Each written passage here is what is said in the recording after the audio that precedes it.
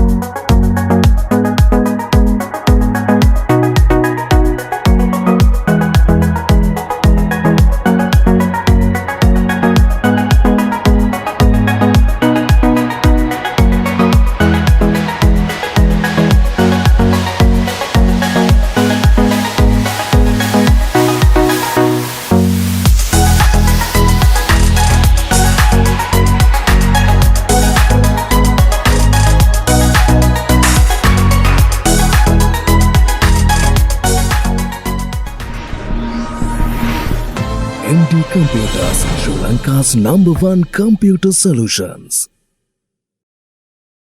ඉතින් හැමෝටම වෙල්කම් කියලා පිළිගන්නවා MD Computers ආයතනයට. අද අපි කරන්න යන්නේ අපේ කස්ටමර් කෙනෙක්ගේ PC build එකක්. ඉතින් ඒ තමයි අපේ channel එකේ නිතරම live බලන PC builds බලන අපේ fan කෙනෙක්. ඒ තමයි හෝමගම කියන්නේ බොහොම ආසන්න MD එකට ආසන්නේ. මොකද MD Computers පිටලා තියෙන සාමාන්‍ය අපි ගත්තොත් ප්‍රධාන බස් නැවතුම් වලට ඉස්සරහා දෙමහල් කොට්ටගිල්ලේ. ඉතින් ඒ නගරයේම තමයි උමයන්ග මල්ලි ඉන්නේ. ඉතින් එයාට බොහොම ළඟයි MD එකට එන එක. ඉතින් ඒ වගේම අපේ channel එකෙන් නිතරම live බලන PC builds බලන අපේ fan කෙනෙක්. ඉතින් ඔන්න එයාගේ full PC build එක තමයි මේ අද අපි මේ channel එකෙන් කරන්නේ. ඉතින් මෙතනදී එයාගේ budget එකත් එක්ක අපි i5 3rd gen PC එකක් තමයි select කරේ. ඉතින් මේ සම්පූර්ණ PC build එකටම සාමාන්‍ය රුපියල් 70000ක් 71ක් වගේ මුදලක් තමයි වැය වෙන්නේ. ඉතින් එතනදී මතක් කරන්න ඕනේ සාමාන්‍යයෙන් ඔයාලට මේ හැමදාම වගේ මම කියනවා මේ කොකෝ ඇප් එක හරහා ඔයාලට පුළුවන් MD එකෙන් items PC builds buy කරන්න. ඉතින් උමයන්ග මල්ලිත් එයාගේ build එකෙන් සාමාන්‍ය රුපියල් 60000ක් වගේ ප්‍රතිශතයක් අතින් එයාගේ කියන්නේ cash වලින් pay කරලා ඊටු ප්‍රමාණය කොකෝ ඇප් එක හරහා තමයි එයාගේ වන්නේ. ඉතින් කස්ටමර්ස්ලාට අන්න ඒ වගේ ක්‍රමයක් ඕනනම් MD එකට ඇවිල්ලා use කරන්න පුළුවන්. ඉතින් කොකෝ ඇප් එක රෙජිස්ටර් වෙලා ඔයාගේ ඩොකියුමන්ට්ස් දුන්නාම එතනදී පෙන්නනවා ඔයාගේ amount එක කොච්චරද කියලා. ඉතින් ඒ amount එක ඕනම තැනකදී ඒකට සපෝට් කරන shop එකකදී ඔයාට use කරන්න හැකියාව තියෙනවා. ඒක ලොකු වාසියක්. මොකද සාමාන්‍යයෙන් මේ build එක හදද්දිත් එයාගේ අතේ රුපියල් 60000ක් වගේ තමයි තිබ්බේ. ඉතින් 60000කට මේ build එක අපි කිව්වොත් එහෙම limit කරන්න අමාරුයි. ඒ නිසා අපි PC build එක එයාගේ satisfied වෙන විදිහට අපි හදලා දීලා මෙන්න මේ විදිහට ඉතුරු ප්‍රමාණය කොකෝ ඇප් එක හරහා ගෙවීමේ පහසුවට එයාට හදලා දුන්නා. ඉතින් අපි build එකේ item by item බලමු. ඊට පස්සේ අපි game play එකකුත් බලමු. ඉතින් මම කලිනුත් කිව්ව විදිහට i5 3rd gen processor එකක් තමයි මෙතන use කරන්නේ. ඉතින් ඊළඟ option එක තමයි මේ motherboard එකට i5 2nd gen එක. ඉතින් මේ දෙක අතර රුපියල් 500ක වගේ වෙනසක් තියෙන්නේ. ඒ නිසා අපි හිතුවා i5 3rd gen එකම මේකට use කරනවා කියලා core 4ක් සහ thread 4ක් include වෙන processor එකක්. ඊට ඉදිරි අනාගතයේදී පුළුවන් ඕනනම් මේකට i7 3rd gen processor එකක් පවා use කරන්න. ඉතින් motherboard එකේ normal motherboard එකක් අපි use කරන්නේ ASRock brand එකේ RAM slot දෙකක් කියන H61 motherboard එක SATA 4ක් include වෙනවා මේකේ. සාමාන්‍යයෙන් මේ වගේ budget build එකකට හොඳ නම් ප්‍රමාණවත්. ඉතින් RAM විදියට අර එයා කලින් එයාගේ අර budget එක limit හින්දා එක 8GB RAM එකක් දාලා තමයි මේක හදන්න හිතුවේ. ඉතින් පස්සේ අපි තීරණය කරා දැන් මෙතනදී අපිට කොකෝ ඇප් එක හරහාත් ගෙවීම කරන්න පුළුවන් නිසා 16GB RAM කරනවා කියලා. ඒ හින්දා 8GB DDR3 RAM දෙකක් 1600 MHz වලින් ඔන්න මේකට ඇඩ් කරා 16GB වෙන්න. ඉතින් graphic card එක ගැන කතා කරොත් එහෙම සාමාන්‍යයෙන් අර එයාගේ බජට් එකත් එක්ක අපිට දාන්න පුළුවන් හොඳම අවම කාඩ් එක තමයි මේක. මොකද මේ වගේ බිල් එකකට 1GB graphic card එකක් යූස් කරලා තියෙන මොකුත් නැහැ. අනික GTX 602GB වගේ ඒවා දැන් ස්ටොක් එකෙත් නැහැ. මොකද මේ දවස්වල තියෙන මේ ප්‍රශ්න නිසා වැට් ප්‍රශ්න නිසා ගොඩක් ස්ටොක්ස් දැන් එන්නෙත් නැහැ. මොකද අලුත් ප්‍රයිස් වලට තමයි ඉස්සරහට එන්නේ.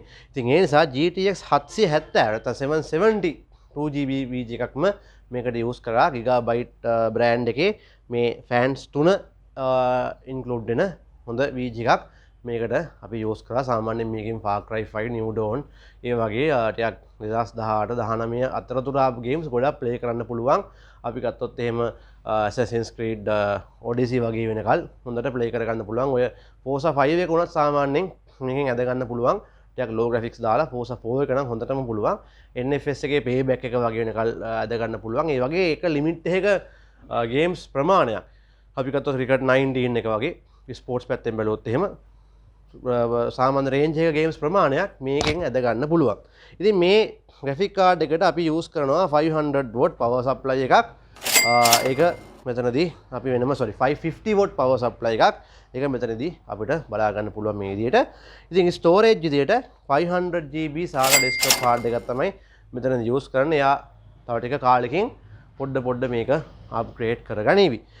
ඉතින් මෙතනදී අපි තව කූල් එකේදී normal කූල් එකක්ම තමයි යූස් කරන්නේ.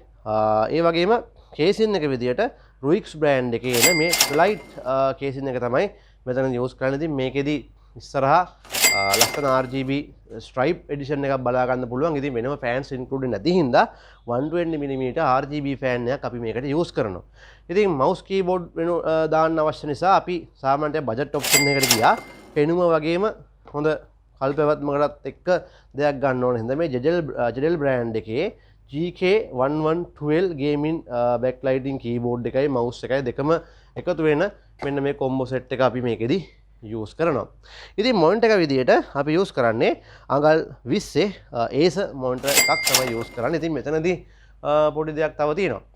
ඒ තමයි මේ වගේ පොඩි graphic card එකක් කරනකොට සාමාන්‍යයෙන් 1080p resolution එකක තියෙන monitor එකක් ගන්නවට වඩා 900p resolution එකක් දෙන monitor එකක් එක්ක යනක වඩා හොඳයි. මොකද එතකොට games තව පොඩ්ඩක් frames වැඩිපුර අරගෙන play කරගන්න පුළුවන්. ඔයාලට ඒ වාසිය එතනදී තියෙනවා. ඉතින් මේ තමයි ඔන්න උමයන්ග මල්ලිට අපි build කරපු complete PC build එක. යාගේ budget එකත් එක්ක හරියට match කරලා ඉතින් මේක build up වෙන විදිය සහ ඔන්න එයාම අපි මේකට use කරලා game play එකකුත් අරගෙන ඔන්න අපි බලමු.